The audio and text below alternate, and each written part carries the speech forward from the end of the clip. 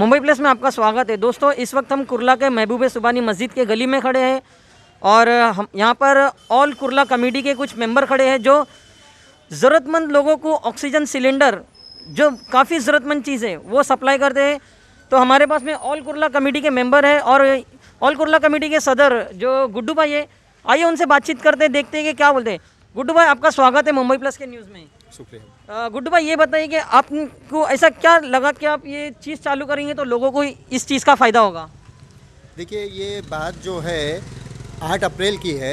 हमारे फ्रेंड अकबर, जो हमारे कमेटी मेंबर भी है, उनके अब्बा का इंतकाल हो गया और उसके अंदर उनको ऑक्सीजन लेवल कम था। तो ये चीज़ें थी, तभी हमको पता नहीं था कि ऑक्सीजन होता क्या है। उसके बाद ऐसे केसेस आते गए कि लोगों का ऑक्सीजन लेवल कम हो रहा था और उसके वजह से ये सब मामले हो रहे थे। हॉस्पिटल में लोग लेके जा रहे थे तो एडमिट नहीं किया जा रहा था। 30 रमज़ान यानी 25 मई की बात है।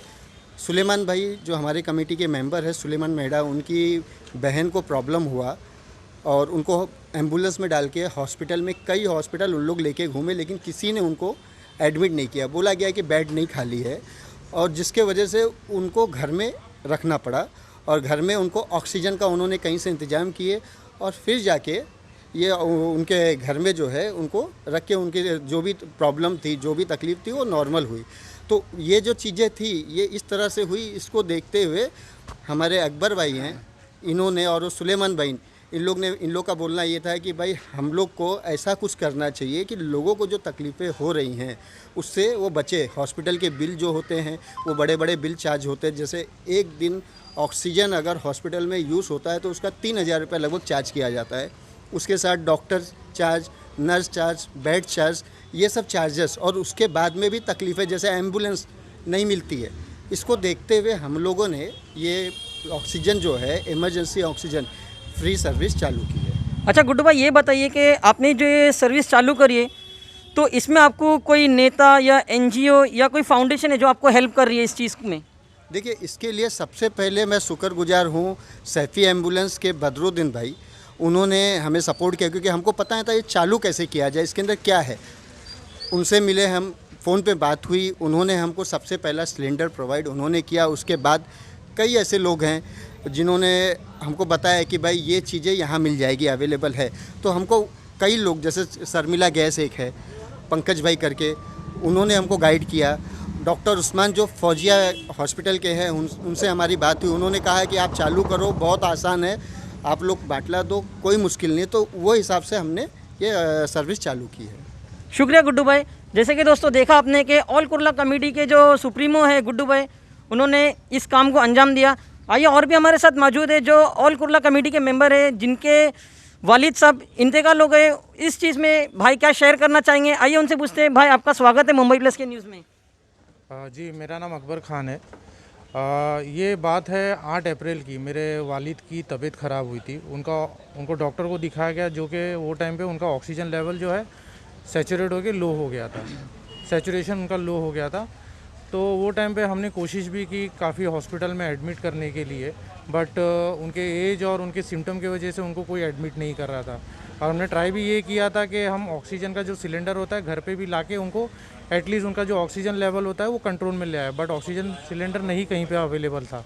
तो मजबूरन हमको बाबा हॉस्पिटल में एडमिट करना पड़ा। एडमिट करने के लिए भी लगभग 10 बजे से लेके, मतलब 8 बजे डॉक्टर के पास लेके गए थे, 8 बजे से लेके 12 बजे तक हमको स्ट्रगल करना पड़ा सिर्फ एडमिशन के लिए। और वो दौरान मेरे अब्बा को जो है सांस लेने में बहुत तकलीफ़ हो रही थी। तो वो टाइम पे तो 12 बजे तक एडमिट हुआ, लगभग 4 घंटा लगा उनको एडमिट होने के लिए। तो एडमिट तो करा दिया गया उनको, बट दूसरे दिन उनका इंतकाल हो गया।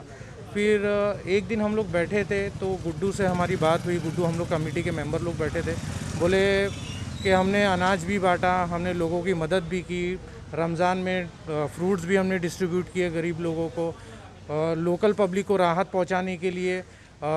जो कम दाम में था, ब्लैक मार्केटिंग चल रही थी वो दौरान, तो हमने ये भी कोशिश किया कि लोगों को नॉर्मल, मतलब एक राहत के तौर पे ब्लैक मार्केटिंग नहीं हो, इसलिए हम लोगों ने सस्ता सामान खरीद के लोगों को वही भाव में हमने वो भी मुहैया कराया कि एक राहत मिले गरीबों को और जो लोकल पब्लिक है, क्योंकि वो टाइम पे आमदनी का कोई ज़रिया नहीं था। लॉकडाउन की वजह से सबके कारोबार बंद थे, तो लोगों को काफ़ी महंगा सामान मिल रहा था।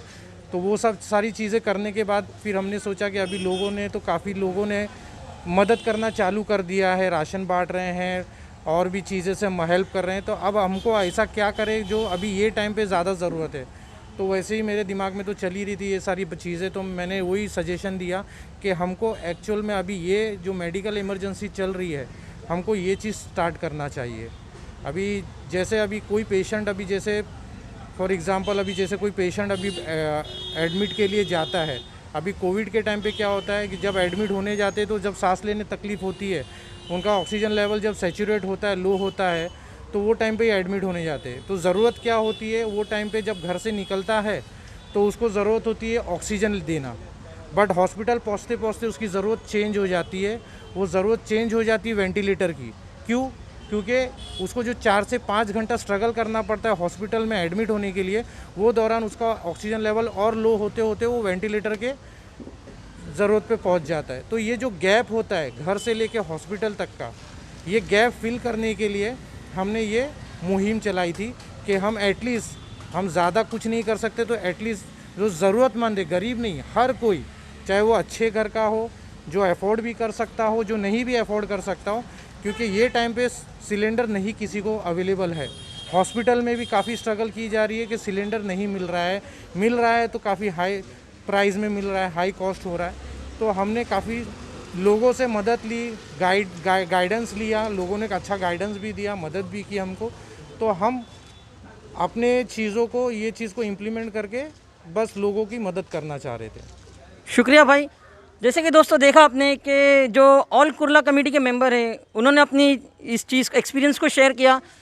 आइए कुछ लोग हैं जो ऑल कुर्ला कमेटी के काम को देख के उन्होंने खुद चाहा कि हम भी ये कमेटी में ज्वाइंट होना चाहेंगे, तो वो लोग भी है हमारे साथ में। आइए उनसे बातचीत करते हैं। भाई आपका नाम बताइए। मेरा नाम है साबिर कॉन्ट्रैक्टर। साबिर भाई ये बताइए कि आपको ऐसा क्या काम अच्छा लगा ऑल कुर्ला कमेटी में तो आप उनको ज्वाइन करना चाह रहे हैं? जिस वक्त जब लॉकडाउन हो गया तभी लोगों को बहुत सारी ज़रूरतें थी, किसी के घर में अनाज नहीं था, किसी की बहुत सारी ज़रूरतें, तो कुछ हो नहीं रहा था कहीं से। हम लोग काफ़ी जगह पे मदद के लिए ढूंढ रहे थे, तो किसी ने हमको एड्रेस बताया कि भाई आप गुड्डू भाई से जाके इस जगह पे मिलिए, वो आपकी कुछ मदद कर सकते हैं। तो जो SDL SRA जो बिल्डिंग है वहाँ पे लगभग बहुत सारे लोगों की इन्होंने मदद की है। तो यहाँ पे आने से हम लोग को मतलब बहुत सारी मतलब मदद यहाँ से मिल गई। फिर उसके बाद में धीरे धीरे ऑक्सीजन का पता चला कि वहाँ पे मतलब ऑक्सीजन सिलेंडर्स दे रहे हैं गुड्डू भाई। तो गुड्डू भाई ने हमको बोला कि साथ में जुड़ के काम कीजिए। तो रात को 2-2, 3-3 बजे कॉल आने शुरू हो गए लोगों के कि हमको सिलेंडर की ज़रूरत है। रात को 3 बजे 4 बजे भी गुड्डू भाई ने जाग के अपने सिलेंडर्स हमें आम लोगों को दिए हैं। बहुत बहुत शुक्रिया। आपका नाम बताइए। शाहिद नाम है। शाहिद भाई ये बताइए आपको क्या ऐसा अच्छा लगा ऑल कुर्ला कमेटी का जो आपने इस कमेटी को ज्वाइन किया? नहीं, गुड्डू भाई के बारे में कैसा है ना कि बहुत कुछ मुझे पता चल रहा था, हर जगह से बहुत सुनने में आ रहा था कि गुड्डू भाई बहुत हेल्प कर रहे हैं, लोगों को राशन दे रहे हैं। उन्होंने हमें भी राशन दिए और दूध का भी हमारा रमज़ान में इंतज़ाम करके दिए थे। और कई लोगों के घर में हमारे बाटले वाटले ख़त्म हो गए थे, भी लोगों के घर में गैस के लिए भी नहीं था, तो गुड्डू भाई ने हमको गैस के लिए भी गैस भी करवा के दिए। घर की जो ऑक्सीजन गैस होती है, ठीक है, वो भी करवा के दिए। मेरी मम्मी की भी तबीयत ख़राब थी, उन्होंने उसमें भी हॉस्पिटल में जाके गुड्डू भाई ने लोगों से लेके मम्मी का भी मेरे जो था उसमें हेल्प किया है, ऐसा है। और जो दवा ववा थी उसमें भी उन्होंने कंसेशन करवाया, रेट कम करवाया गुड्डू भाई ने। बहुत हेल्प किया गुड्डू भाई ने। बहुत बहुत शुक्रिया। आखिरी एक सवाल हम गुड्डू भाई से करना चाहेंगे। गुड्डू भाई ये बताइए कि आपने जो मुहिम चलाई है, तो ये मुहिम क्या अब ये सिर्फ लॉकडाउन या कोरोना के बाद ख़त्म हो जाएंगी या इस सिलसिले को आप आगे भी जारी रखेंगे? नहीं, बिल्कुल नहीं। और ये मुहिम जो है आगे भी चलती रहेगी। जैसी लोगों को ज़रूरत पड़ेगी, ऑल कुर्ला कमेटी की जो टीम है वो इंशाल्लाह पूरी तरह से मैदान में रहेगी, क्योंकि हमारे साथ ऐसे लोग भी हैं जो सामने नहीं आते। ये इनकी रिक्शा है। इनका कहना है कि अगर किसी को ज़रूरत पड़ती है बाटला लेके जाने के लिए तो मैं फ्री ऑफ चार्ज लेके जाऊंगा। ऐसे लोग भी इनका ये कुर्ला गार्डन का सेंटर आमिर भाई हैं, इनका बहुत बड़ा ग्रुप है। ऐसे हुसैन भाई है, ये हमारे पीछे वाहिद भाई जो हैं, ये सब लोग ऐसे लोग हैं कि इनके वजह से हमको ये बंद करने की ज़रूरत नहीं पड़ेगी। इंशाल्लाह ये मुहिम आगे जैसी ज़रूरत रहे, खाली ऑक्सीजन नहीं, इसके आगे भी जैसे हालात बनेंगे, जैसे अभी अकबर भाई ने बताया कि वक्त को देखते हुए हम लोगों ने काम किया, वैसे आगे भी काम किया जाएगा इंशाल्लाह। और इसमें सबसे बड़ा एक रोल जो है मैं कहना चाहूँगा, जो हम लोग ज़मीन में रह के काम करें इसके लिए फ़ंड लगता है। हमारे पीछे ऐसे लोग भी हैं जो हम पे भरोसा कर रहे हैं, हमारे को फ़ंड दे रहे हैं, और उसके वजह से काम जो है आगे चल रहा है। मैं उनके लिए भी, उनको भी थैंक्स कहना चाहूँगा। और ये जो आप ये गाला जहाँ हम लोग खड़े हैं, ये जो गोडाउन है, ये एक हमारे जावेद भाई हैं, जावेद कैटरर्स, उन्होंने अपना गाला हमको दिया है। करीब 3 महीने से हमसे 1 रुपया भाड़ा नहीं मांगा है, लाइट बिल नहीं मांगा है, चाबी हमारे हवाले कर दिया है, बोले आप लोग काम कर रहे हो, करते रहो। तो उनका भी बहुत बहुत शुक्रिया ऑल कुर्ला कमेटी की तरफ से। जी बहुत बहुत शुक्रिया। जैसे कि दोस्तों देखा आपने कि ऑल कुर्ला कमेटी किस हद तक ग्राउंड लेवल पर आकर काम कर रही है, ना ही सिर्फ ऑक्सीजन सिलेंडर, अनाज भी बांट रही है, लोगों की ग्राउंड लेवल पर काफ़ी हद तक जो है काम कर रही है। तो मुंबई प्लस की टीम ऐसे लोगों को सैल्यूट करती है जो हर चीज़ में आगे आते हैं। कैमरा पर्सन कादर हुसैन के साथ मोहम्मद वसीम, मुंबई प्लस।